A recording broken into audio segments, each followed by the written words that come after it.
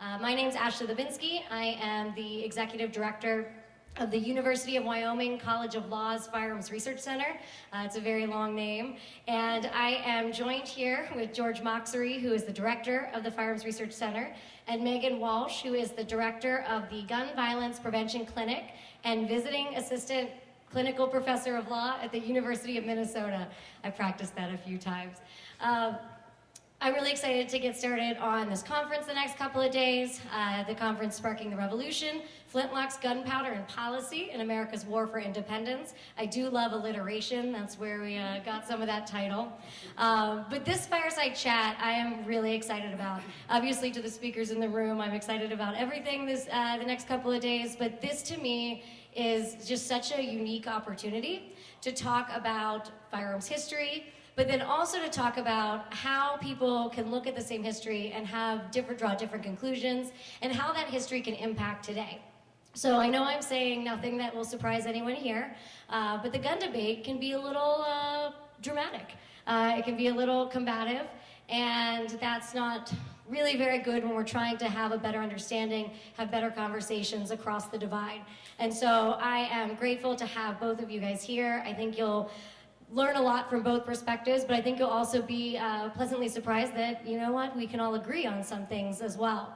But I'll give a few minutes of history before we dive right in, because the title of this fireside chat is called Exercising the Bruen Test. I thought it was clever because we talk about exercising your Second Amendment, right? But if you're not familiar with what the Bruen Test is, that is the US Supreme Court in 2022 made a ruling that we call the Bruen decision. And out of the Bruen decision, we got the Bruen Test. And it's very, very complicated, so I'm going to oversimplify it, and we'll talk a little bit more about it. They'll talk a little bit more about it. But essentially, the Bruen Test thrust the history field into the limelight and made history one of the most important determinants to the constitutionality of a modern gun law. And the test basically ranked historical periods in terms of the court's importance, starting with the founding era, which is around the ratification of the Second Amendment, the Second Founding Era, which is around the ratification of the 14th Amendment, then going down to pre- and post-enactment history to see how what was the culture like before the law was ratified, and then what was it like after, and then down to the 20th century. And so when we were planning this conference, I thought there's no better place to discuss the founding era or early America than right in New England, where the war was starting 250 years ago today. So we will cover a bunch of modern topics, and then George and Megan are just going to have a conversation. This is not a debate. I'm going to put that out there to all the people in the comments online and out here. This is a conversation. So if you have questions at the end of this, great, but just a reminder to be respectful of everyone in the room. Again, we may have differing opinions, and that is okay, and that is why we're having this conversation today. So I guess we'll get started, and the first topic we're going to discuss is assault weapons bans and magazine restrictions. I'm going to give a little rundown on what that means, and then I'll just basically throw it to them for the rest of the time.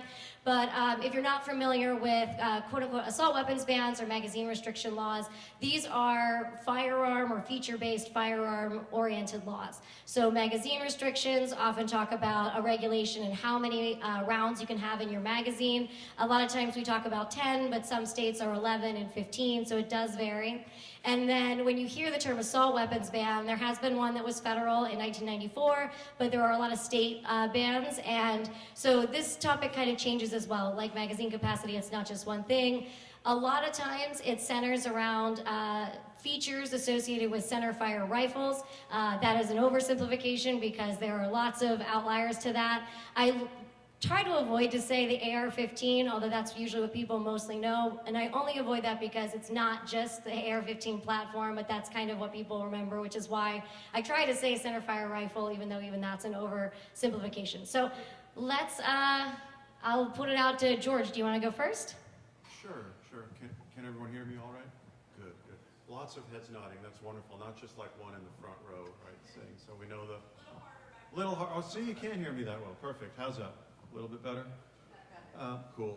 So the Bruen Test is interesting. It looks at historical periods and mainly the founding era, and then the further away from that you get, the the less useful the law is, let's say. And there's this open question about whether the second founding matters and how much, right? The second founding is the time around the 14th Amendment, where the first founding was in 1789, Bill of Rights 1791, and the founding fathers, drafted the Constitution, the new Constitution, to replace the Articles of Confederation. And then the second founding, the founding sons drafted the 14th Amendment and all the Reconstruction amendments and all that. So there's still this open question about which eras have the important legal history for purposes of the law. So that's kind of this thing in the background, I'll say. So I'd say generally with the Bruen Test, where there's a good body of law, right, decisional and statutory law on a given aspect of keeping and bearing arms, it works pretty well. So Bruen worked great in the public carry space. There was a lot of both types on public carriage, lots of regulation, I should say, of public carry. We know what the legislatures tried, and lots of cases challenging those bans. So we know what the courts said about it at the time. The Bruen Test will have a little more trouble where there's no common law on a topic. So in these cases, courts will have to decide whether the mere existence of a statutory restriction suffices, right? And so it'll be hardest where there's neither type of law. And the assault weapon situation, I think, is probably one of those, right? So, for example, in an assault weapon or a magazine capacity case, what do we make of their, and I'm talking about the founding era now, generally speaking, there having been high-capacity repeaters in existence that could shoot very quickly, and the Girandoni rifle is one of them. It was actually an air gun, but it could shoot 22 rounds in 30 seconds, and each one could take an elk. Each round could take an elk. So far more powerful, I'm going to say the A word, than the AR-15, right? And there was neither a legislative ban nor obviously a challenge to one, because there was no ban, right? So what do we do then? And I think in those situations, courts will have to rely on first principles about the Second Amendment's purpose, right? Is the Second Amendment only about personal self-defense against criminal attack, right? Some people say that's what Heller held. I don't think that's right. I think Heller, all 10 or 11 justices who decided Heller and McDonald said that the Second Amendment was about tyranny, right? And then can you just real quick, what's Heller? Heller was the case in 2008 that said that the Second Amendment protected an individual right to keep and bear arms. And it essentially had two holdings. One was that DC, the District of Columbia, couldn't ban handgun possession in the home. And the other one was that it couldn't require long guns, which DC didn't ban, to be inoperative while you had them at home, so disassembled and locked and unusable for self-protection. McDonald then said that under the 14th Amendment, Heller or the Second Amendment right applied to the states as well. Because remember, DC is a federal enclave, right? So Heller said the Second Amendment protects this right against federal intrusion. McDonald then said, yes, it applies to the states also. So Massachusetts, Wyoming, Minnesota, New Hampshire, what have you, have to follow the rules of the Second Amendment. So Heller was about personal self-defense, but all the justices acknowledged that it extended to what actuated the adoption of the Second Amendment was protection from tyranny, right? This notion that an armed population could protect itself from the government. Now, they disagreed on how that came into play. Was it through the states? Was it as individuals, and so on, right? So, is the Second Amendment only about personal self-defense against criminal attack, right? Does this self-defense extend to protection from tyranny in various forms, or some form, right? Does the Second Amendment have a military purpose, a military readiness purpose? There's, I believe, and some others do, that one idea behind the Second Amendment is that we have this armed population that then is trained in arms and is able to serve as an effective soldier, right? And kind of can go and do all the terrible things soldiers do when they're needed and then go back home and live their lives. This sort of militia-ish, army-ish idea. Does the Second Amendment protect hunting, right?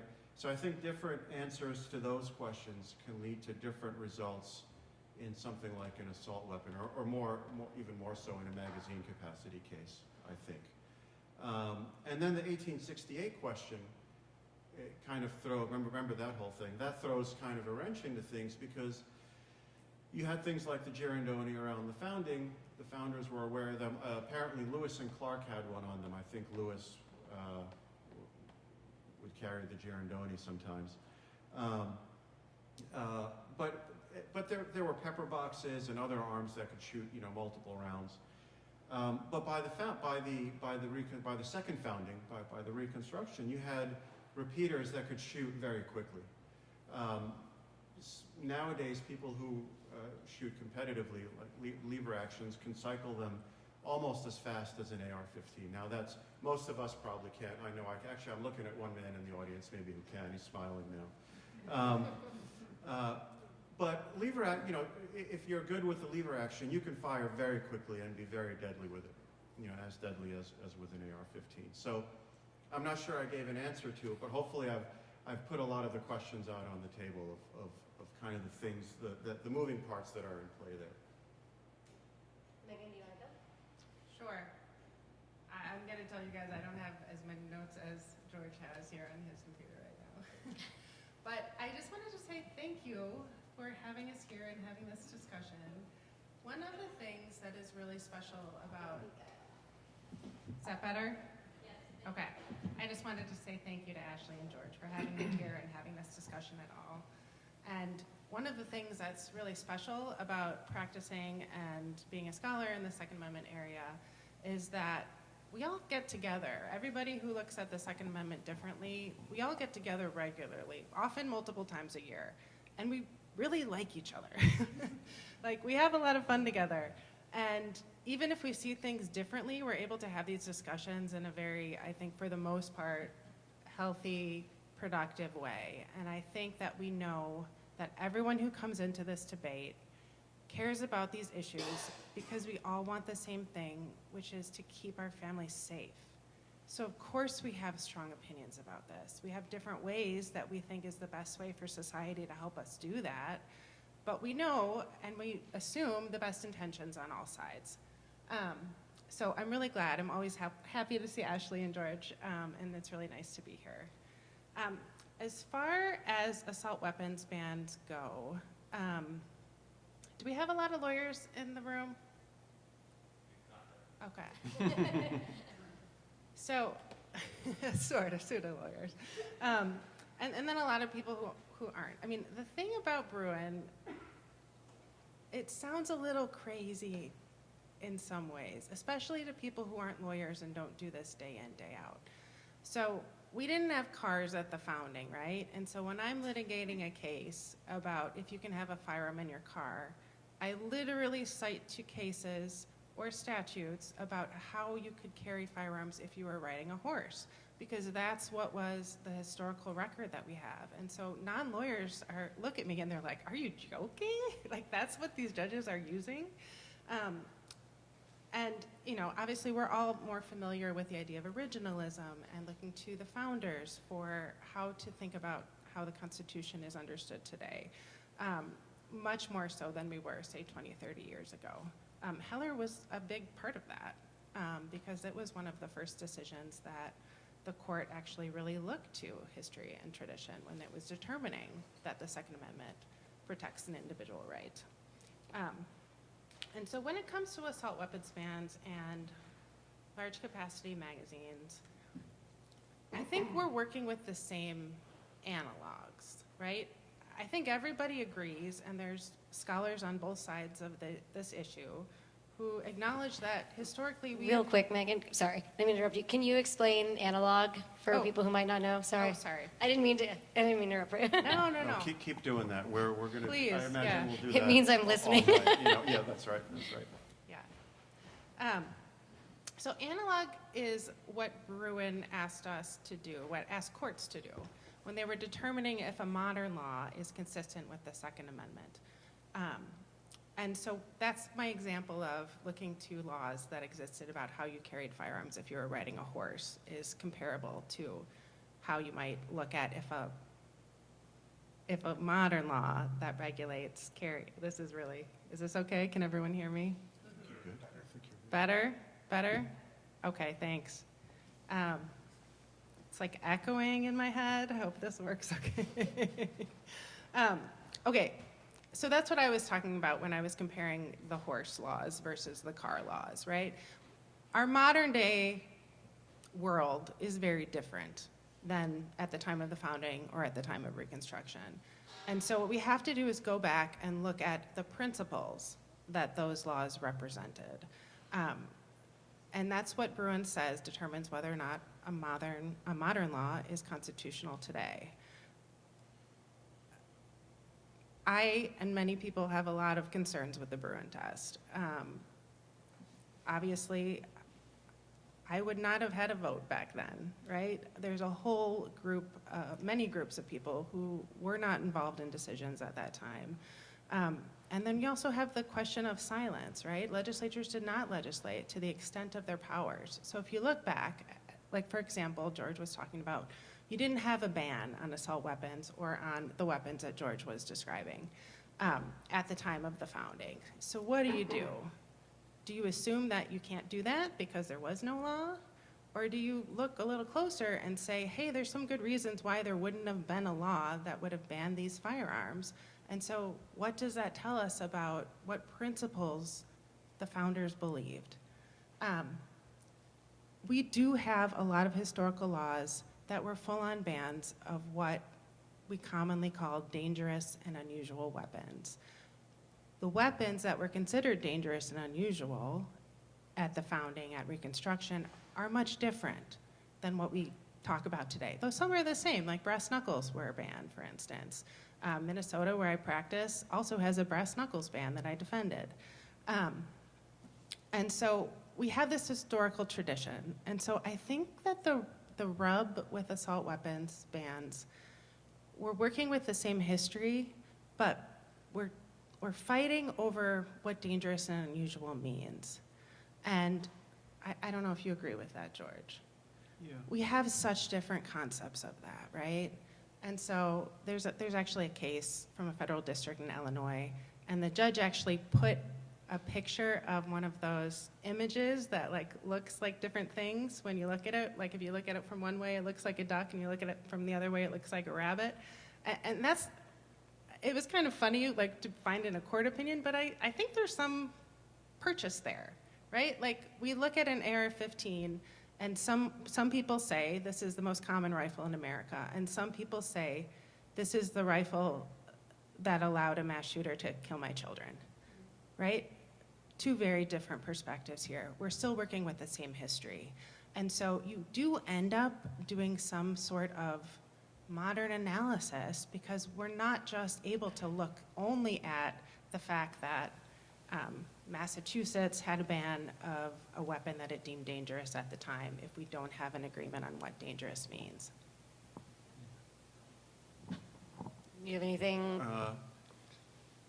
So one thing I like about these events is, you find all these things you agree on.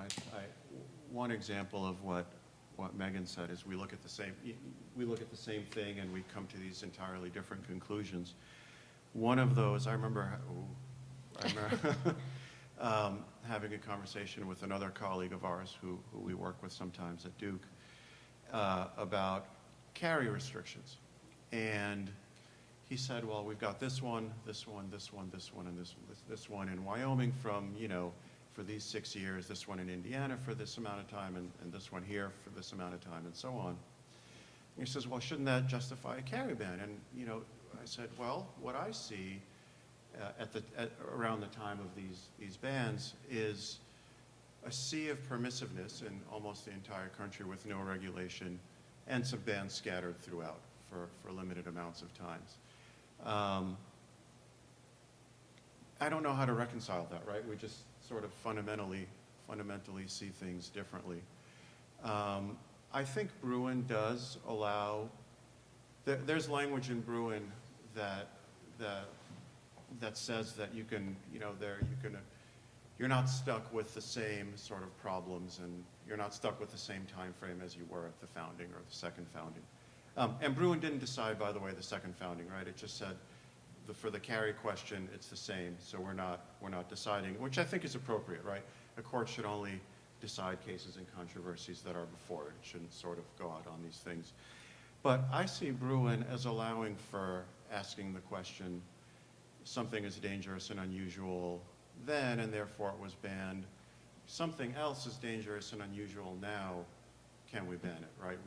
Bruen allows for the asking the question. And that's great. I mean, that's an area where we both agree on that. Yeah, and I think what Bruen can't answer is the question you said, Megan, which is some people see the AR-15 as the most common rifle in America. It doesn't scare them. They're used to using it. And someone sees it as a frightening tool that killed, X number of people on such and such incident. And actually, I don't know how to answer that question other than to keep having conversations like this, which we should keep doing. Yeah, absolutely. Before we transition to the next topic, because we could probably talk about this all day long, I feel like the first topic's a little unfair just because I'm not a lawyer. I do firearms history and technology, and I've been an expert on 20 of the cases that are magazine and assault weapons related. I can argue both sides like all day. It would be a real Jekyll and Hyde moment, and I don't exactly know who would be Jekyll or Hyde at any given moment.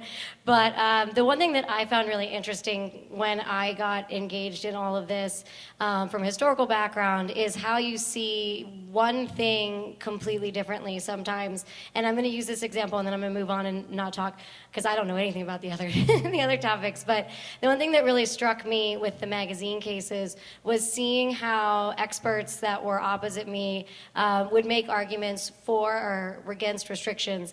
And one of them I saw were fire prevention laws, where it would talk about the amount of powder that you were able to keep inside your home. And then on the flip side, you would have somebody saying, well, with militia laws, we had a minimum requirement of the amount of ammo that we were carrying. And so that's, just kind of, and that also goes back to the horse, car thing, which is like that, a powder magazine. Literal powder magazine where you were storing powder. And so I just thought that was a really interesting thing because it was like this tiny little bit of history that we're using to try to make sense of now. And it's just really interesting to me as a non-lawyer going in from a history background to be able to kind of see these moments and how these moments can be argued in court. But that's just my little insert there. So I think we'll move on to the next topic, and this is something that you're very familiar with, Megan, so I'll let you go first. If it's going to be on the topic of domestic violence. If you'll give kind of a quick little summary of what the conversation actually is right now in the courts, and then kind of just flow right into what you work on with that. Sure. So for better or for worse, domestic violence has had a lot of attention in the firearms space recently. You likely know that the most recent Supreme Court case dealt with a domestic violence law. It was the first court case, the Supreme Court case, since Bruen, and so it gave us a lot of information about how the Supreme Court is telling us to apply Bruen to a new set of facts. There's basically kind of two laws that come into play most often in this area. One is the issue that was the subject of Rahimi. There's a federal law and then also a number of state laws that says a person who is subject to a domestic violence order for protection is not permitted to have a firearm for the duration of that order. So you likely know, let's say for instance, a woman experiences domestic violence, goes to the court, gets a civil order, this is not a criminal process, and says, I would like protection from the person who is abusing me. The court has a lot of authority to issue relief in that case. The court can order the abuser out of the home they might share jointly. The court can order child support. And most often, the order will prohibit the person who is subject to the order from harming the person who is the petitioner. oftentimes may not be able to contact that person, things like that. And so federal law says that if you are subject to one of those orders, you're not allowed to have a firearm. That was what was at issue in Rahimi. The second kind of law that often comes up in Bruen cases today involves domestic violence misdemeanors. So people who have been convicted of a crime, but haven't necessarily been convicted of a felony. If you look back at why these laws were passed, it was intentionally to address a gap in the way that domestic violence is handled in the courts. A lot of cases are, for instance, negotiated down. So they might start out as being charged with a felony, but negotiated down to a misdemeanor. Additionally, there's a huge connection between firearms access and domestic violence in terms of increasing the lethality of what happens in the relationship. So the legislatures at the time decided these were important laws. A lot of states have followed suit. And then, let's see, where should we go from here, I guess? Rahimi. Yeah. So Rahimi was a really interesting case. It was the first Supreme Court case since Bruen to apply the Bruen standard. And the thing is that domestic violence is an area where there's actually a lot of bipartisan support. There's a lot of people who think that people who have abused partners, abused children, should not have access to firearms. Even in Minnesota, not that long ago, we passed a bipartisan bill connecting prohibitions on domestic abusers and firearms, which feels long ago now because everything's really polarized, but it really wasn't that long ago. You might know that after Bruen, a lot more firearms laws were struck down. So in the 3 months after Bruen, more firearms laws were struck down than had been struck down by courts between Heller and Bruen for over 14 years. I mean, it was a dramatic change. We knew that we were in a new moment in terms of what was happening in the Second Amendment, and I, for one, was still shocked when the Fifth Circuit overturned the federal law connecting a prohibition on firearms to people who are subject to domestic violence protective orders. Maybe some people saw this coming. I didn't. These are very well-supported laws, and ultimately the Supreme Court voted 8-1 that these laws are constitutional. George, what would you add to that on Rahimi? Yeah, so I think Rahimi was interesting, and Rahimi I think Rahimi's a nice example. It shows that the Second Amendment, what are the words I'm looking for? Kind of the common law adjudication technique, let's say, that you have in the Second Amendment. So Rahimi was a really bad guy. He was under one of these restraining orders, as you heard. He still had firearms. He shot at his girlfriend, who was the mother of his son, in a parking lot and threatened her. Apparently, if I remember correctly, he shot at a bystander who saw this to chase him away. Is that correct? And then, soon after that, he got in his car and decided he wanted a burger. And he goes to the Whataburger drive-thru, but they gave him the wrong burger, so he starts shooting in the air. It's just, that just speaks for itself, right? So just this bad guy. Basically everybody in the country doesn't want this man to have a firearm. Yeah, that's right. And so the district court convicted him, to no one's surprise, right? To many observers' surprise, mine included, the Fifth Circuit overturned his conviction on Second Amendment grounds, saying that the provision of federal law that banned domestic people like Rahimi, I'll say for now, and I'll get into a little bit of detail about why maybe this was even in court in the first place in a minute, said it didn't fit within the historical tradition of firearms regulation. Under Bruen, not surprisingly, the Supreme Court reinstated Rahimi's conviction by an 8-1 margin, Justice Thomas dissenting. And so I actually find both both the majority and the dissent applied Bruen's method, but they came to different results. And I think both fit within Bruen's boundaries to some extent. The majority, the Chief Justice writing, said that two kinds of laws justified putting, not Bruen, Rahimi, thank you. Keep putting Rahimi in jail, basically, right? Surety laws, they came from England and then they existed in America. And under the surety laws, a justice of the peace, if you went to a justice of the peace and said that you had a reasonable cause to fear injury from X person, call it Rahimi in this case, then you had to put up a behavior bond, some amount of money, which could be quite high, because you were likely to breach the peace. And that applied to domestic abusers for domestic abuse. So you didn't even need the Whataburger or the shooting at the other guy, right? Just threatening his girlfriend was enough. Those laws had an exception for if you were the person brought before the justice of the peace, if you could show a reasonable cause for the need for self-defense, the bond would be excused. But otherwise, if you didn't post the bond, you were typically incarcerated for 6 months, and you can appeal at the next term of court when, like, the real court came into town and held court. It's hard for us to sort of imagine that nowadays, right? And so the court combined that with the affray laws, or these going armed laws. And I'm about to throw a bunch of terms of art at you. So they prohibited going about with dangerous and unusual weapons, the air quotes are the terms of art, in a way that causes terror to the people, right? That Rahimi probably qualifies, right? You know, shooting in the air, shooting at random, all of this, right?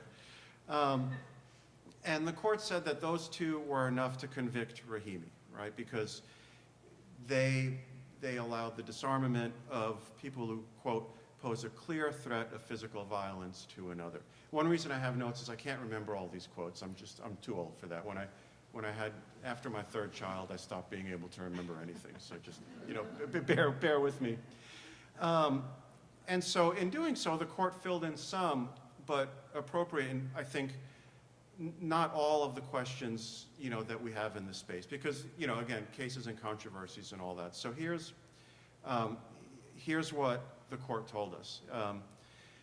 It said, well, one thing it said, and I think this might come up later, historical laws that characterized political opponents as dangerous for the purpose of disarming them were not good grounds for disarming people today. I don't think they come up, but hopefully that's not too controversial.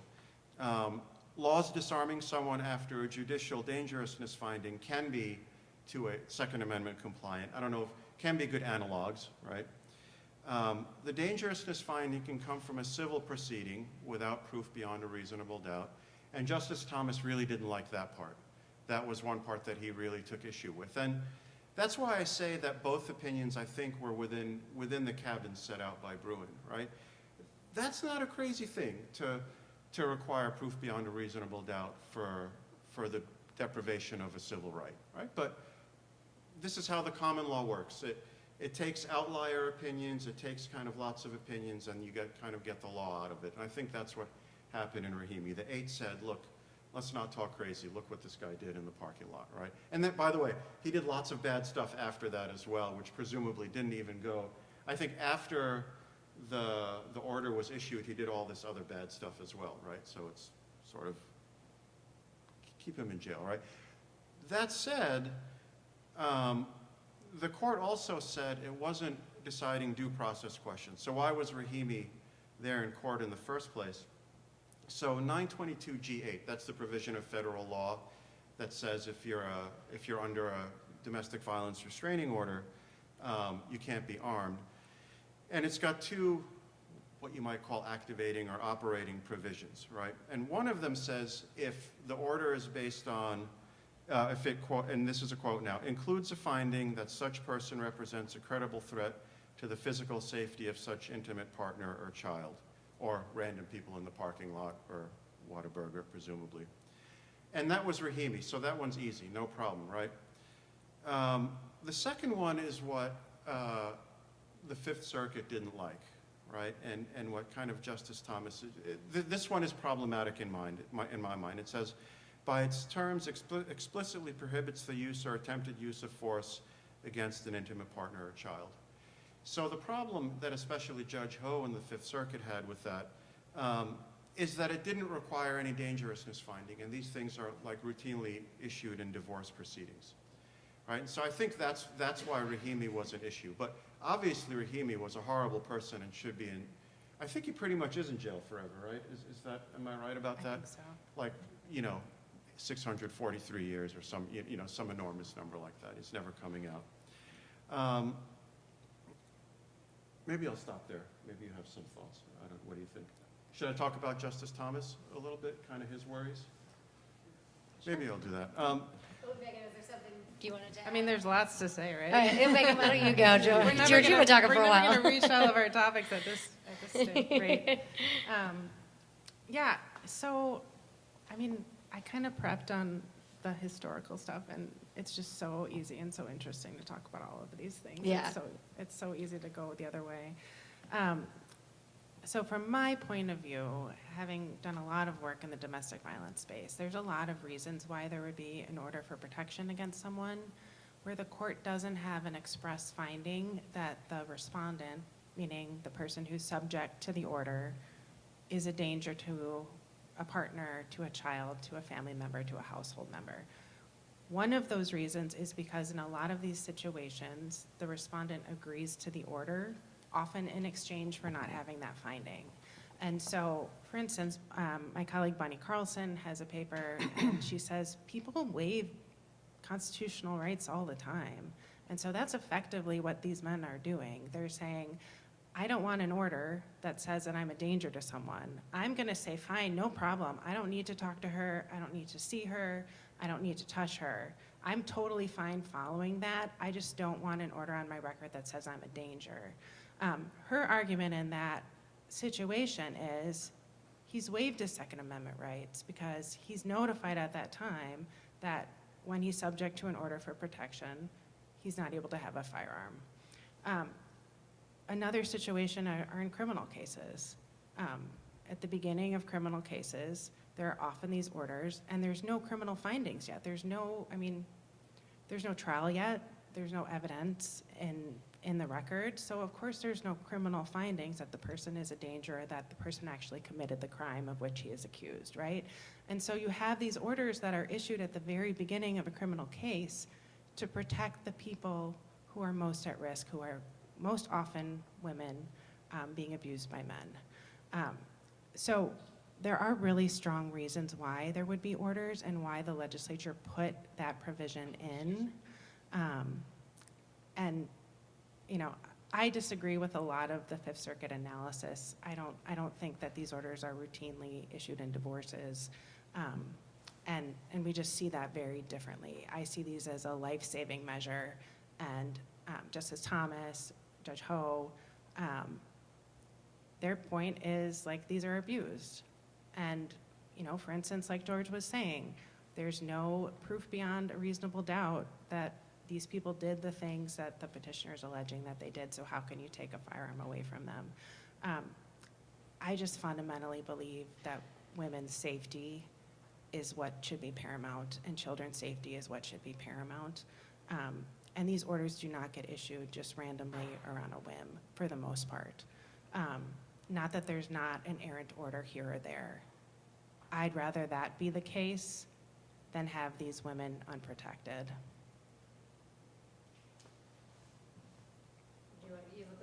I don't know. I was just going to say, I did want to kind of echo what you had said. I want to make sure that we're talking a lot more about the history, kind of the historical laws, because it's easy to go back and forth on the modern stuff, but I also feel like a lot of people probably, you know, have heard that. So that was just kind of my reminder. Let's bring it back to the founding era, second founding era, to a lot of this, just so we can kind of have a sense of how this is actually being argued in the court. So, sorry. So do you have something historical to add, George? Something historical. I don't think so. I think, you know, like I said, I think the history, as I said, easily disarms Rahimi in this case. Yeah. And my worry which Megan says is a smaller worry, which Megan says is a bigger worry than it needs to be, is that you disarm the innocent person who hasn't done something. And that's one of those, that's a really, really hard question, right, when you're dealing with civil rights. Because when someone, a lot of times you know, it's a, what do you call it? It's a zero-sum game. More protection here is less protection there. And how you strike that balance is an extraordinarily hard question. I do have a historical thing on Yeah, this. I So love I it. think the piece of Rahimi that's really interesting is how different it is than Bruen's analysis of history. So for example, in the case of sureties that George explained, historically nobody's guns were taken away. You posted a bond, right? If someone identified you as a danger, the justice of the peace agreed and thought that you might cause trouble, the justice of the peace did not take your firearm away. It made you post a bond, and then if you hurt that person, you would lose the money. That's a very different about how the regulation, the law, affects your ability to possess or keep or bear arms, right? And Rahimi said that's okay, that is a justified analog, as we said. And that's very different than the way that Bruen reads. Bruen has a much tighter connection for how laws can be how laws can be appropriate analogs to justify a modern law. I would just say that I think Rahimi didn't rely just on the surety, right? It used the affray laws also. Oh yeah, I think and the that combo also of I the think two are- is kind of a departure from Bruen, because Bruen looked very carefully kind of analog by analog. And Rahimi said it's okay to look at both of these together and come up with a principle based on both of these things. So I think we'll move into the next topic, which I think, George, you're going to do the little summary. And this one does go a lot to founding era, which is the 18 to 20-year-olds and the conversation about handguns. And also, if you're going to be here tomorrow, we're doing a whole panel on the militia, so we'll be hearing, you know, a lot more about this for about like an hour 15. So you'll get a lot more in depth on this tomorrow. So I don't know how long we have. it is 6:45. So Did we skip marijuana? we'll How long are we scheduled for? I don't till actually know. 7:30. Okay. So We we'll need probably time for go, we've questions. got, oh, actually, I mean, we can, so we had 18 to 20, marijuana and felons no, those are not together, but marijuana, felons. So if you guys would like to skip ahead of that, because we are going to talk about militias and 18 to 20 tomorrow, we can skip ahead, up to you guys. I thought we were doing marijuana next, but I'm good. I'm easy. All right, let's You're do the boss. let's do Ashley's unlawful the boss. user. Let's do unlawful user. Let's do first. unlawful use. George really wants to talk about marijuana, so you know what? Let's let George, he's been hanging out too much outside our hotel. I don't know if anybody Yeah, smelled that's that. Oh my right. I gosh, didn't wanna say it that. It's is. so bad. It is. The smell is everywhere. All Yeah, right, you well, we'll just go want to go unlawful it's amazing. users. This is how rumors get started, by I the know, way, right? George feels like he really wants to talk about that one, so we'll go I to was just unlawful making users. sure. You're You're the good. boss. Ashley's the boss. And remember, give a little description of unlawful users, and then focus really in on the history of, you know, how those arguments are made. Yeah. So, federal statute, and there are many analogs for risk of using a term two different ways. Federal law prohibits arms possession, arms ownership, I guess, more broadly, ownership and possession, let's say, by unlawful users of controlled substances, right? And that includes marijuana. And the question, so the question is that, you know, how does that work under Bruen and Rahimi? The Fifth Circuit had a case on this, Daniels, which it decided. Then Rahimi came out, and after it came out, the Supreme Court GVR'd Daniels. GVR means it just grants cert, vacates, and remands, and says, we're not even reading this. We have this new opinion out. Tell us again, give us a new opinion, tell us how this looks under Rahimi. So that's all that happened there. And full disclosure, I co-wrote an amicus brief in the Daniels case. And it was about a man who was pulled over, and he had marijuana butts in his ashtray, and some guns in the car. And he was arrested and sentenced to 46 months in prison, and then a bunch of bunch of parole as well. And so the question the Fifth Circuit looked at was, does this work under Bruen and then again under Rahimi afterward? And so what I argued in the brief and what the court there did is it said that the founding generation was familiar with alcohol intoxication, and in fact it recognized that it was really a scourge it really did lots of damage to people's lives, but it wasn't so familiar with hemp intoxication, despite being familiar with hemp fiber and fabric. And I actually think the court got it right there. I wrote in my brief that some of the founding generation knew that hemp was an intoxicant. You can find kind of hints at it here and there, but it wasn't really a thing at the founding generation. It wasn't, there was no drug problem with hemp. People didn't really do it. It was a curiosity. Some people were aware of it, but it wasn't something that happened regularly. But people drank a whole lot at the founding, like really a great deal at the founding, apparently, whereas marijuana was more of like an oddity or a curiosity or something like that.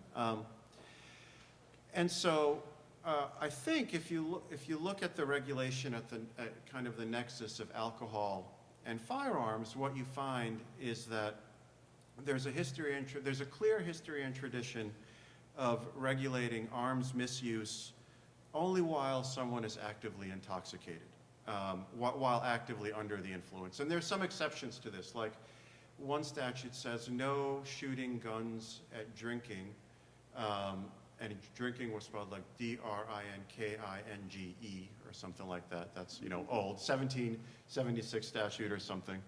But unless you were at a wedding or a funeral, then it was okay to get drunk and shoot your guns to either show how happy you were or how sad you were.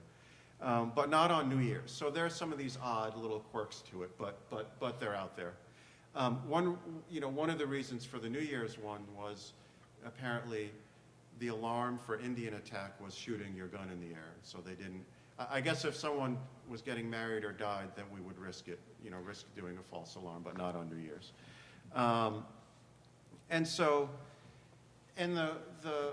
You also had statutes banning, I think the word is habitual drunkards, right, from being armed. So if you drank so much that it was just, you couldn't stop, it completely took over your life and the alcohol controlled what you did and not you, right, then you can disarm the person. And so what the Fifth Circuit said, which I think is right, actually, which is that 922G3 went too far in creating a total ban on someone who uses marijuana, but then has or uses a firearm when sober, right? A sober user is not dangerous, and dangerousness is the right test. And I think we'll probably get to that more when we talk about felons. One important thing to note here is that there is room, I think, in this to ban like the meth addict or the heroin addict who can't stop. And I'm going to read a phrase from the Code of Federal Regulations about this. So someone who has lost, quote, all power of self-control with reference to its use. I think there is room to ban firearm possession by that person. But I think just a flat ban on someone who likes to catch a buzz sometimes, like many of the people around our hotel, I think that's right, but then goes to the shooting range or hunting the next day, I don't think there's a historical justification for permanently disarming them. And for what it's, the Fifth Circuit agreed, for what it's worth, to bring that back kind of to modern times. Yeah. So this is an area where I think George and I have a lot of overlap. I fully agree with the historical analogs that George described about habitual drunkenness, no shooting within 3 days of New Year's Eve because people were drunk all the time at that point in the year, I guess. Another thing that courts have been looking at are severe mental health laws. And so they look at the fact that people who were severely mentally ill were, for instance, not incarcerated in a jail, but they were involuntarily committed. They were taken away from society. And so, for instance, if you were put away from society, that was a much bigger restriction on your liberty than taking your firearms would be. And so under Rahimi, they would count that as a sufficient analog. But I agree with George. I mean, I practice in the Eighth Circuit. Judge Strauss has an opinion called Beasley, which I really agree with.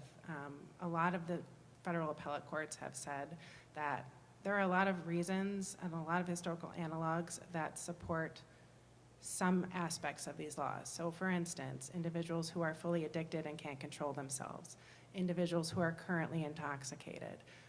There's lots of applications of this law that there's historical support for, but I agree. I think there's not necessarily historical support for every single person who could be prosecuted under what is really a very vague statute. G3 in the federal statute is vague. It just says if you're an unlawful user, then you're prohibited from having firearms. And so it'll be really interesting. We're going to get some information from the Supreme Court this term about what it means to be dangerous enough to be prohibited from carrying firearms. Dangerous enough of a controlled substance user. Yeah. To be prohibited from firearms, yeah. Do we want to move that into the felons conversation, since there's probably a little bit of overlap? Up to you. Sure, you're the boss. Yeah. Okay, why don't you, I think you were going to take that one, the lead on that one, Megan.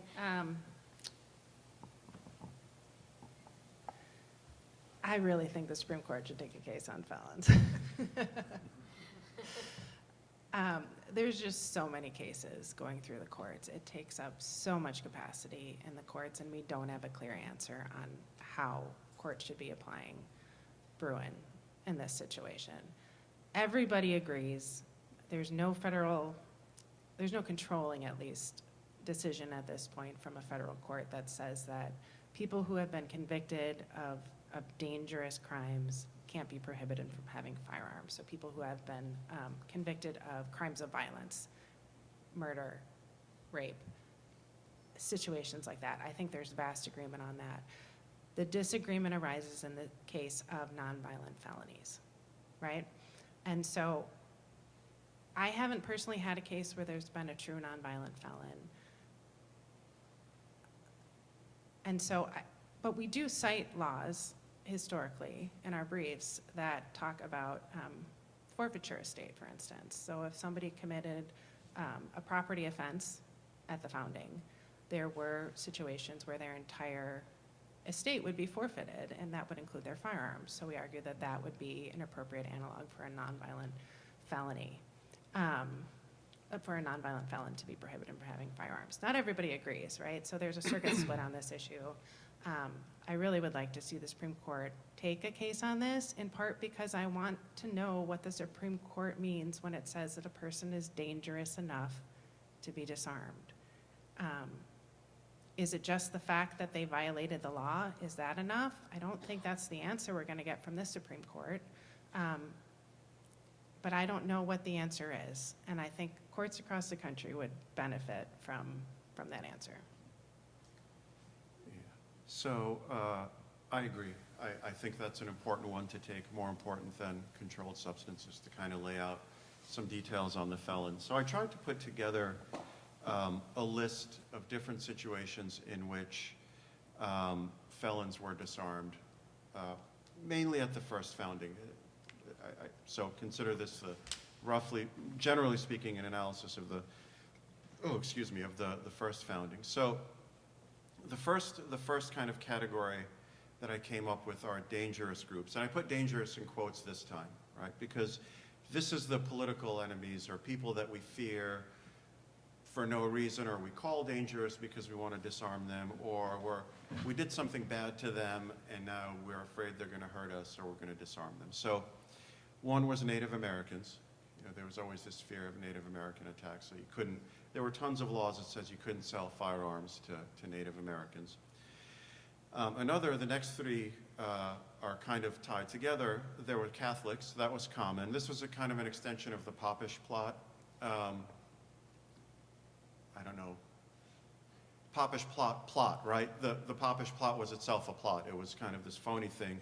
In England, they would disarm, the Catholics and the Anglicans would disarm each other, and who was disarmed was basically directly inversely correlated to who was king or queen, right?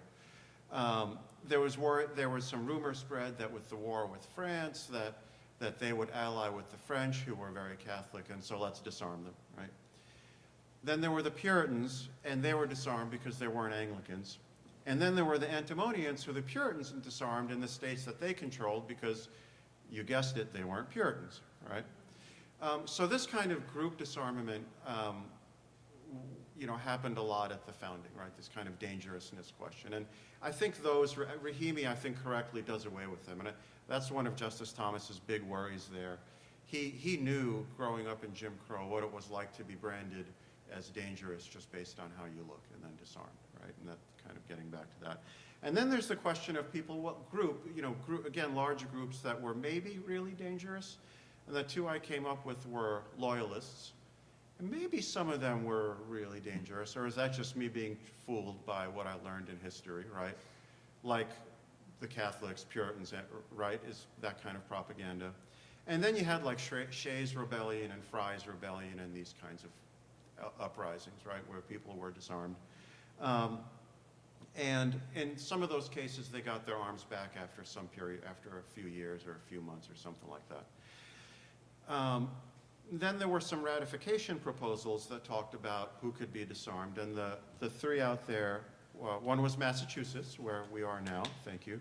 The ratification proposal said you can't disarm peaceable people. There'll be no law that disarms a peaceable person.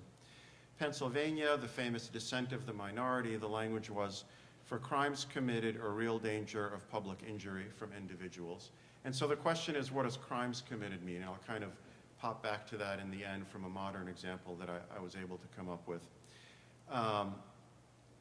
Then New Hampshire said people in actual rebellion, right? Which I think that one's kind of easy, right? And then so the question is, what about nonviolent felons, right? I think violent people are easy. So I learned that they weren't always executed in the US like they were in England.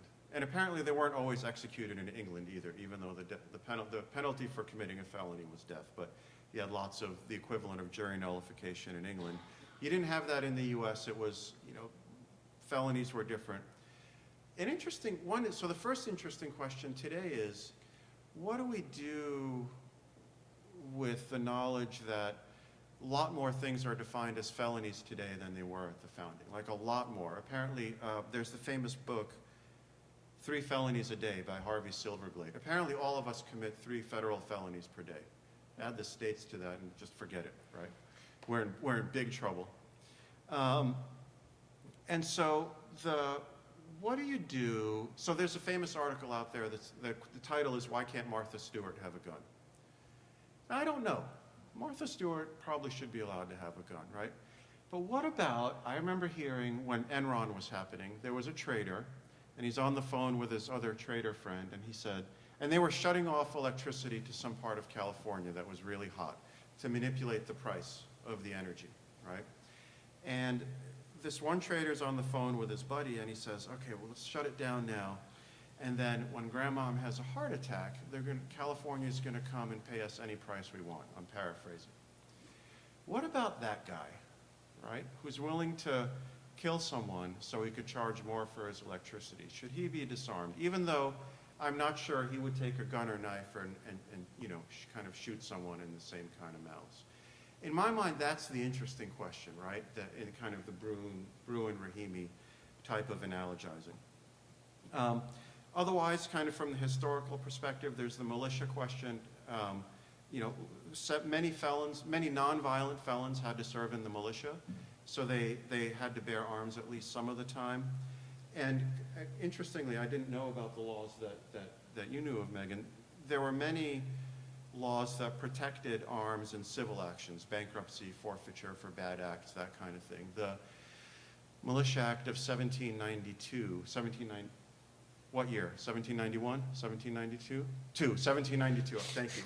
All my fellow Second Amendment scholars gave me the 2. 1792 exempted arms from these kinds of confiscations. Basically, if your stuff had to be sold, to pay your debts or because of something bad you did, your arms, there was a small list of things that were exempted and your arms were among them. So interesting, and that's kind of, I didn't know about the other ones that you mentioned. I actually think I'm gonna ask a couple questions that are on the webinar, and I'm thinking maybe because they're kind of related to what you guys are talking about. And I think since it's just over 7 o'clock, maybe what we'll do is I'll ask these questions, and then maybe let's open it to you guys and to the rest of the people on the webinar. If you didn't see on the bottom, there's a Q&A feature, and see, it might be helpful if people have questions and you guys can engage with them. And then if we have time, we can wrap it up on Times Square, and if not, let's just keep the discussion going till we're done. But so the first question was, what are examples of orders in a criminal case that disarms a defendant? Orders in a criminal case? What do you mean? I'm just reading the question. I think it's what examples in a criminal case that would disarm a defendant, like what causes defendants to be disarmed. Oh, for instance, I assume what they're talking about is when I'm talking about criminal protective orders, and so sometimes they're called DVRO. Is that right? No, there's another term for in the criminal use. But a lot of times they're just issued routinely. If someone is charged with a DV crime, then a protective order is issued, and then that would subject the person to be prohibited from having firearms. Okay. Yeah. Then the second question, I think it's a couple of questions, but how should judges treat historic gun laws against enslaved people and other people who are denied Second Amendment rights? And should restrictions on slaves be imported to the present as a justification for upholding gun restrictions against people who have Second Amendment gun rights today? There's couple questions, but. Yeah, so I think Rahimi answers that one pretty clearly. It early on rejects these. The freed slaves one is similar to the Catholics, Puritans, Antinomians, all of these groups. And the one that says that, and Native Americans and so on. So the laws that disarmed groups en masse because we didn't like them or we were afraid of them, probably not for good reason or because of something we did to them, those are not good analogs, I think. And you can look at that sort of as a general statement like that maybe is intuitive, but I think it also fails Bruen's why. So Bruen said, for everyone's knowledge, it kind of gave examples in analogizing of two ways to analogize, and one was how, and one was why, right? How the law worked and why the law was enacted, and I think these kinds of laws would fail the why. So laws passed for prejudiced, bigoted, racist reasons are not valid analogs for disarming people today. So this has been a big question. It's a great question, and there's been a lot of debate over it. So when Bruen first came out, there was a big question: how do we use these laws that would certainly be unconstitutional today because they violate equal protection? Laws such as prohibiting Native Americans from having firearms just because they're Native Americans. Categorical laws when individual Native Americans might not have been dangerous at all, but the government had a belief at the time that those groups posed a danger or at least posed a greater risk if they had access to firearms. And so one camp says those laws are awful. We can't use them as analogs today. How could we? They're awful laws. They're based in racism. And then there's a group of people who say, you got to dance with the date that brought you, right? Bruen says we have to look at history. And that's our history. Our history is ugly in places. Our history, we have moved beyond. We have evolved beyond lots of principles of history. Thank goodness, right? But those laws still showed what the founders believed the scope of the Second Amendment right meant. And that meant that the government and the founders believed that you could prohibit people from having firearms because the government identified you as dangerous. So even though today the categories of people the government deems dangerous is different, we should still look at the principles underlying those laws as telling us what people at the founding believed about the scope of the Second Amendment. Yeah, that's a really There we go.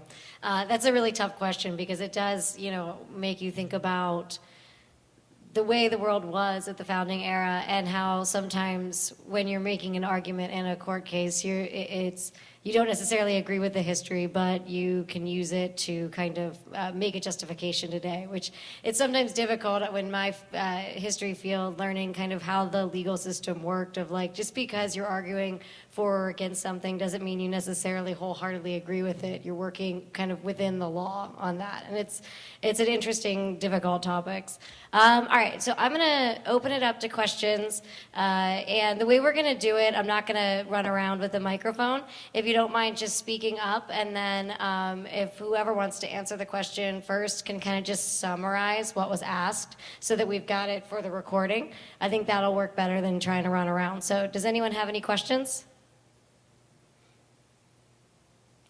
In the back, and then So I think it's interesting when you guys are talking about the historical precedent that there's a lot of laws that like curtail the ownership or like I thought the one of you can't stack a certain amount of ammo together.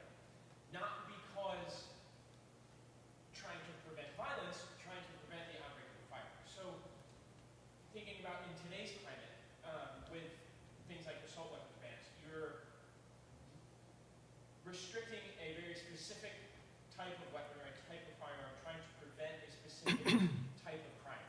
That a mass shooting might be less likely to happen if the would-be perpetrator did not have access to a specific type of rifle. Are there any historical precedents like that? Are there any historical laws where it was set out to make firearms less available, thinking there would be less crime? Or is it more so that once somebody already does something bad, remove their access to firearms? Oh, that's You want to repeat the question for everybody online? oh, you want to? I thought George was going to. yeah. If you'll summarize it. There's I a was like, there's sorry, a I was reading. there's a Good. there's a lot there. So so the question was, were there historical laws that disarmed people sort of broadly in the hope that Like preventative instead of as a response. prophylactically in the hope that that would prevent crime later on. And I think the analogs we do have, and actually the reason I said prophylactically is I think Blackstone used that phrase or that word when talking about the surety laws. He said these are these prophylactic laws. If someone comes in and says, so-and-so, there's in fact, I'll use a real example, which is remarkably like the Rahimi example, by the way. There was a guy named Huntley in North Carolina in the 1800s who was running around the street screaming for someone's heart's blood, right? That was the phrase that the court used. He was going to cut someone's heart out or something like this, right? Very Rahimi-like guy. Maybe I should say Rahimi is very much like this guy. And in that kind of situation, if you were the target of his ire, right, you could go ask for a surety, and then presumably you would get one unless the other person can say, well, I have some reason to fear for my life, and it doesn't sound like in this case that would have been there. So that's the analog that I can think of, and as Megan said, in those cases, you would put up a large sum of money, which was a behavior bond or peace bond, right, more broadly. Because, by the way, the peace bonds existed.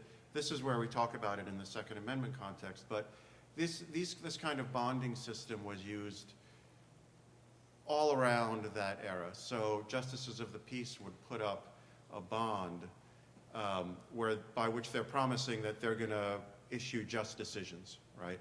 And if they didn't, if they were biased, then you could actually claim that bond, or the justice, well, I don't know if you could claim it, but the justice of the peace would be fired and would forfeit the bond, and you could kind of go to court the next time around. So those are the best analogs. Under those, you'd put up the bond, and then if you were good, then you got the bond back, typically after 6 months. If you didn't put up the bond, you went to jail. Or if you were bad, if you misbehaved, you lost the bond and you went to jail. What And comes I- to mind for me is there's a lot of laws around Reconstruction and after that I do think take more of that approach. And so, for instance, there are a number of laws preventing individuals from giving or selling firearms to people who are minors at the time. There were a lot of big changes in between the founding and Reconstruction, and there was a lot more crime at Reconstruction, in part because of the development of cities, more people being close to each other, the fact that more weapons were easily accessible due to technology and development for a lot of reasons. And so there probably aren't that many laws at the founding, and I'm not going to say that there aren't because there very well may be. But Reconstruction would have a lot of those laws because there was more crime that they were trying to prevent at that time. So I'm really glad that you said that, Megan, because I wanted to ask, just for clarity for people, if you could summarize so Bruen looked at the founding era, but they have, as I said at the beginning, this kind of descending order of, historical timeframes that you can look at. Can you talk about how we get to the point where we are arguing during the, second founding era? Like, how do lawyers start kind of pushing forward in history and talking about that history? Does that make sense? That lawyers basically have to make the argument that things have changed enough to look at a second founding time frame, a subsequent time frame, how that's kind of analyzed in court. Sure. So the Supreme Court in Bruen doesn't answer the question of what laws we can look to for permissible analogs for the Bruen analysis. And so it does make a statement that post-ratification history shouldn't be given more weight than it can bear. And so a lot of courts have said, okay, we got to look more closely at the founding, but we can look at laws after Reconstruction, or even as early as the early 20th century. And some courts have said, no, we're only looking at the founding. And some courts say that the Reconstruction eras are more relevant, especially when state laws are concerned, because that was the understanding at the time the 14th Amendment was passed. And that was the time when the federal laws started, or the federal, Bill of Rights started applying to the states through the 14th Amendment, right? And so there's a lot of debate, and that's another question the Supreme Court has not answered for us yet. So as I read Bruen, it starts with English history, and the reason it does that is that in this sort of Second Amendment scholarly space, lots of folks look back to laws in England, and in particular the English Bill of Rights of 1689. And there was one statute, the Statute of Northampton from 1328, that kept coming up, right? And did that ban carry in public and all, or just around the king and what? And so as I view Bruen, it says that that stuff from England is only relevant to the extent that the colonists, to the extent that the early Americans at the founding era followed it and brought it into their law. Then there's the colonial era, which Bruen says is pretty good. This is really close to the founding. It helps us understand the Second Amendment, but it's not as good as the real founding era, kind of, right. It's close to 1789 or 1791 maybe, as you can get right in that space, right? And then it, sometime into the early 1800s is pretty good too. Lots of the founders were alive at that time and all of that. And then it gets to the Reconstruction question, and it says, well, this might matter for the reason Megan said, right? The 14th Amendment is what incorporated the Second Amendment against the states, made the Second Amendment apply to the states. So it could be important there, and I've actually argued in an article I wrote or co-wrote, that meaning might be different from what the Second Amendment did in 1791. And there's a lot of talk in the history surrounding the ratification, or the proposal and ratification of the 14th Amendment, the Freedmen's Bureau Acts, and the Civil Rights Acts that were passed in that era. I think it was the Freedmen's Bureau Acts where that specifically mention how the right of the freed slaves to keep and bear arms in the South was being infringed, and that's why we're passing this act, right? Also, all of those laws passed at the state level in the South were infringing rights, and we need this Freedmen's Bureau Act. And the other two, the 14th Amendment and the Civil Rights Act of 1866, I think. There were a few of them around there, but they talked while those were being proposed and deliberated and all that, about how we need to protect the right to arms, or the Second Amendment rights of the freed slaves. But the reason, and then it said, well, 20th century stuff, doesn't count anymore. That's way too past, unless maybe it supports something. So, whatever. Don't worry about that part, right? It's just too far off, and if it contradicts what came earlier, it doesn't count, right?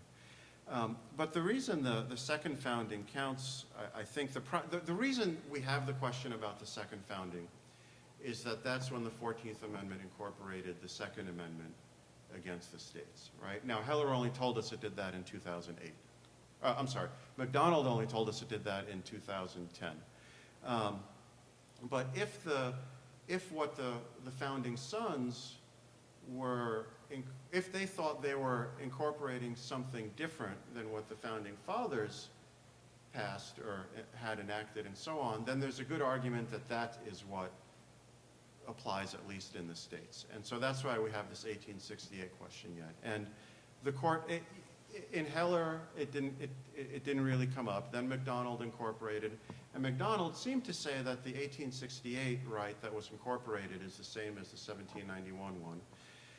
Then Bruen said, well, we're not answering that question, we're not sure, and Rahimi repeated that and said, well, we're still not sure, but not that we're not sure, it didn't come up, so we're not deciding that now. answering it yet. Yeah, we're not answering it yet. All right. You still have a question? Yes, sort of. Coming at this from the history side, not from law or policy, I find myself feeling very skeptical over the idea that the court system will use history as a guiding principle as opposed to window dressing. Because when I look at cases like Reynolds, the State Secrets Privileges Act, and others, I see the courts making their own determination of what history says, and historians coming up with completely opposite evidence. And I wonder, are there cases where historical evidence and findings have actually overturned what the courts have said history is? If there are so many precedents, so many possibilities, so many different analogs read differently in history, that are judges and the court system in general able to find the determinations, the court of privileges or precedents that they expect, that they want to find in the body of history? Or have you seen cases where the judges are actually swayed by historians' new findings, overturning their understanding? You want to go first? Shall I go first? You can go. Oh, okay. Yeah, so this is a question that some judges have raised. There's a judge in Mississippi who loves to complain about this, right? So we're not historians, we can't do this, we're not.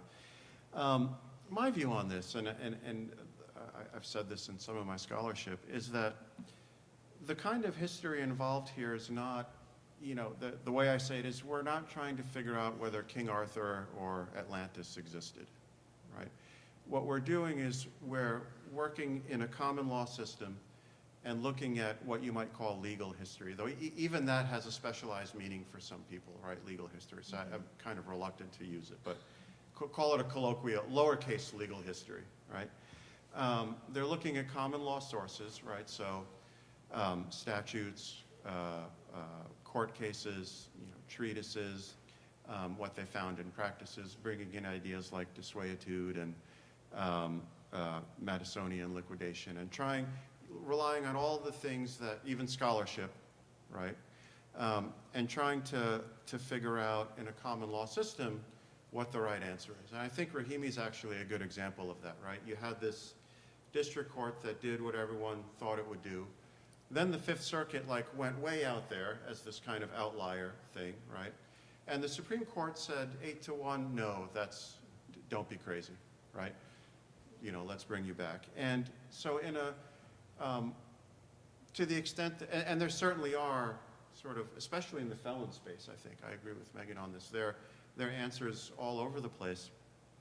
I think in a common law system, you'll have outlier cases and outlier situations as the law settles. And then the law will settle, and then it kind of goes smoothly. So the range of outcomes goes from that to something like this, right? But I think the history is the kind of, I think it's lawyers' work, the kind of history that Bruen asks for. One example maybe this is my second example, I don't know, that comes to mind, is in relation to the Statute of Northampton, which had some language that some people, that you can interpret to say you can't have guns in public, simplifying a lot, right?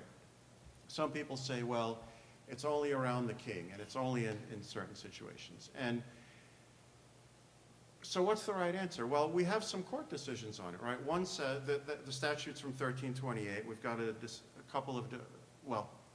set of decisions we think of as one decision that says that the statute's been in desuetude, so we're not really following it anymore, right? Well, maybe that's the outlier, right? Well, then there aren't many cases. Another thing that, jurists, let's say, will look at is other decisions. Well, there aren't a whole lot, right? But there are about 6 or 7 interpreting the statute. The one I can think of is from 1914, because the Statute of Northampton, God bless the English, I love them, right? Statute of Northampton was only repealed in the 60s, 50s or 1950s or 1960s. So there was a 1914 case where a man was arrested for having a revolver in public, prosecuted under the Statute of Northampton, and the court dismissed the charge, the English court, I think it was actually an Irish court, I'm not sure, UK court, dismissed the charge on the ground that, yeah, he had a gun, but he wasn't carrying it to the terror of the people. So he was just carrying it, on his person. That's the kind of history, I think, that Bruen demands. So I'd say this is one area where George and I depart. Do judges choose analogs based on how they want the law to go? Absolutely, right? We only have one case. Yet. I totally agree on that part. Absolutely. I've written and spoken on that a lot. Okay, so far we're good. Sure. Absolutely are there cases where judges are looking at the exact same analogs and the same or substantially the same laws and come out completely differently. We have one case from the Supreme Court telling us how to apply Bruen after Bruen, and so there's so much left open. And so judges can go anywhere they want to, I think. And I think it's a big concern. I mean, I always say I feel like I'm exhibit number 1 for why lawyers should not try to be historians. I'm not a historian. I will tell you that one time I was working on an age limits case, and I wanted to figure out what the rules were around whether minors could contract at the founding. And I was like, I cold called an economic historian from who focused on the time, and he took my call. And I thought I could just cite an article, right? He told me I should visit 3 different archives in 3 different states. I should read an unpublished manuscript that his friend had written. He gave me 3 different books I should read. And he wanted me to look individually by individually at registries of who bought guns, and then look up their ages, like in historical gunmaker history. I can't do that. I did not do that. But that's the kind of history that I think that this kind of work demands. And I think it's too hard to put on lawyers. It's too hard to put on judges. And so I'm sure there's stuff that George agrees with in there. As usual. And if I'm being honest, coming from the historical field, I would say that I think that I gotta be careful how I say this, that the kind of back and forth that the Bruen decision has caused on the history field potentially will hurt the history field. I'm probably about to get canceled. But it's made the history field more about, and historians, we love arguing, so there's nothing new in that, but it's making us more, trying to tear down the other, for the sake of a greater purpose rather than like just trying to get into the weeds and see, how we really feel. So I think that to some extent, the back and forth, pitting us against one another, and that where it goes beyond history, it becomes about personalities and things like that. I think it has the potential to hurt the history field. I hope I'm wrong, but and that after a while, maybe it'll all balance itself out. But while we're yelling at each other back and forth, we're kind of losing the core of what our original research does or should do, which is to educate. But yeah, I probably can't ever be an expert witness again, which I'm okay with. Okay, so it is 7:29, but there was a question that I just wanted to ask real quick. I don't know if real quick is an answer to anything that we ever do, but it's kind of a simple one. And I know there was another race question, but we are doing a disarmament panel tomorrow morning. So if you're tuning in tomorrow, I would ask the question again because that panel may be more equipped to answer that question. But this one is just, why do short barrel rifles need to be registered since similar weapons were used during the Revolutionary War? Does the Bruen decision challenge that requirement? And it's not a simple question, but it's a very specific one, so. I have an answer that's got nothing to do with history. I can't give that one, so I don't know if all right, go for it, George. Okay, so. I don't know what I'm getting myself into, so we'll see. The question is, so under the National Firearms Act, short-barreled rifles, and I don't think it said, you said registered, right? So Registered, yeah. Registered under the National Firearms Act, short-barreled rifles have to be registered, and you have to get a tax stamp for them from the probably still the Treasury Department that issues the stamp. You had to pay. You have to apply to the ATF and kind of go through all of this kind of stuff, right? And so the question is why. So I don't really have the historical question. I mean, I think he's right. I think these were used at the founding all the time. But the more interesting question is, if you don't have to do that for the firearms with the shortest barrels, handguns, right? We've got some there, and you don't have to do it for the firearms with the really long barrels, why do you have to do it for the firearms with the medium-sized barrels? It's just not rational to me. So that's the only answer I've got to that. The short ones are okay, the long ones are okay, the medium ones, pretty bad. Let's get a federal tax stamp and all this. So it's just, it doesn't seem like a kind of a rational law, right? They were grouped in there with machine guns, which is just strange to me. For what it's worth. Take that for what it's worth, which might be what you paid for it, so,